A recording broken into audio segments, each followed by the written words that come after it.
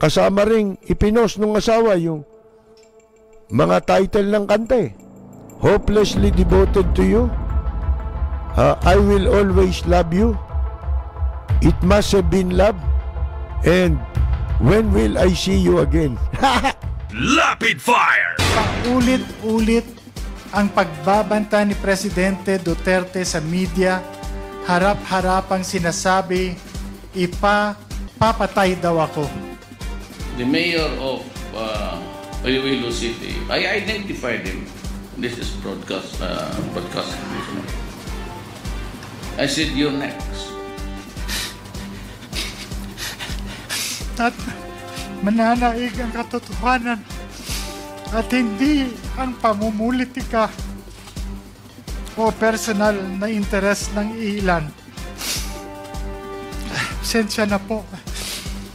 Maraming salamat po sa Quad Committee dahil 7 taon po. Mahirap talaga po.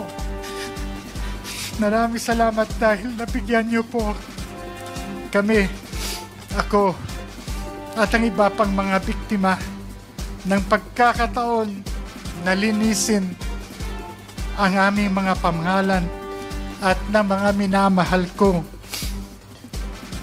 Ilonggo at yung Iloilo na tinawag po Shabolized.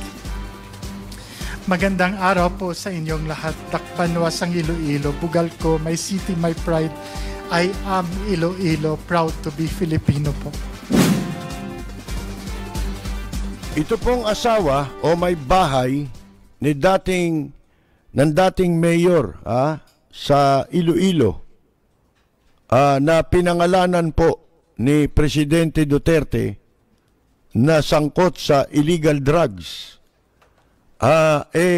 nag-post sa social media bilang reaksyon doon sa matalas na pagkakabanggit sa pangalan nung dating mayor.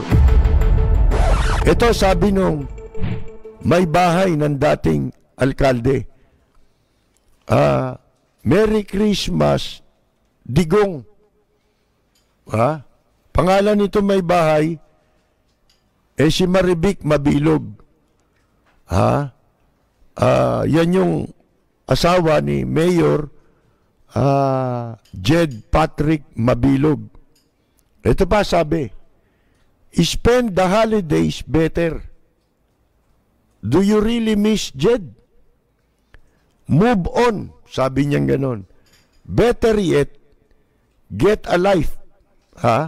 You're fast running out of one.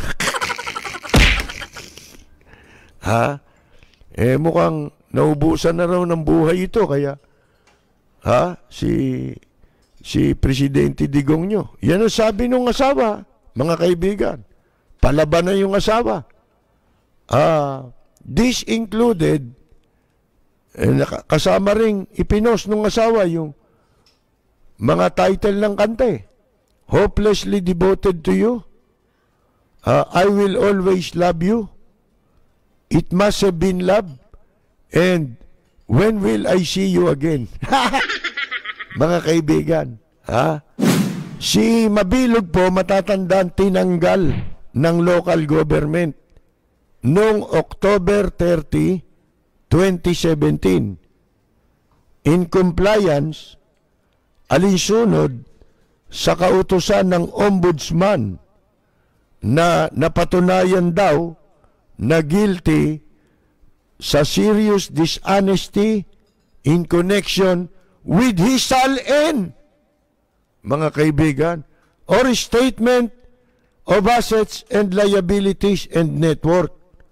Mga kaibigan, ang sabi ng ombudsman dyan, nung ipinagutos ang kanyang dismissal, ito daw si Mayor Mabilog ay hindi niya nabigo siyang i-account o ipaliwanag yung pinanggalingan ng kanyang income, kinita, na tumaas sa kanyang network ng 9 million sa loob lang ng 1 taon. Gaano karami ho dito tumaas ang kita?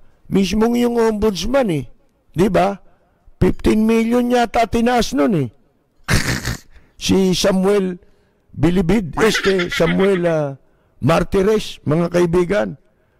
At ito'y kinatigan ng Court of Appeals with finality. At si Mabilog, sipin mo, sa salin siya nadali. Ang dami niyan Si Presidente Digong nyo nga, ayaw na maglabas ng salin, di ba? Pati yung ombudsman mismo, pinagbabawal na nila yung salin. Nakita ninyo? Bakit doon hindi sinabi ng ombudsman na itong si Mabilog hindi pwedeng ilabas ang salin? Di ba? Baka ito'y may kalaban sa politika o kaya ito ay ano tawag mo rito? Kinukutongan, di ba? Ng media. And mangungutong talaga yung ombudsman kung tutusin ninyo Sila may kapangyarihang gawin yun di ba? Yung mangutong, yung mag-extort, mangikil. Mga kaibigan. Nakapagtataka itong Mabilog na ito, tumakas na ito kasi alam na niya mangyayari sa kanya di ba? Kamukha nung ginawa sa iba. Duterte, sabi nitong asawa, Duterte is no longer relevant to our lives. Hindi na raw siya mahalaga sa buhay nila, di ba? Sabi niya, you have nothing on Jed. Wala naman kayong hawak laban doon sa kay Jed o yung asawa niya, tinutukoy niya. Except fabricated charges, maliban sa mga gawa-gawa lang ninyong kaso o bintang decided by your spineless most minions, yung mga tagasunod ninyong mga minions na walang buto sa gulugod. Yan ang sabi. Move on. As I said before, stop looking at my family and start looking at yours. Ito po si Percy Lapid. Maraming salamat at magandang yumaga, Jaime Morente. Mahal sa'yo.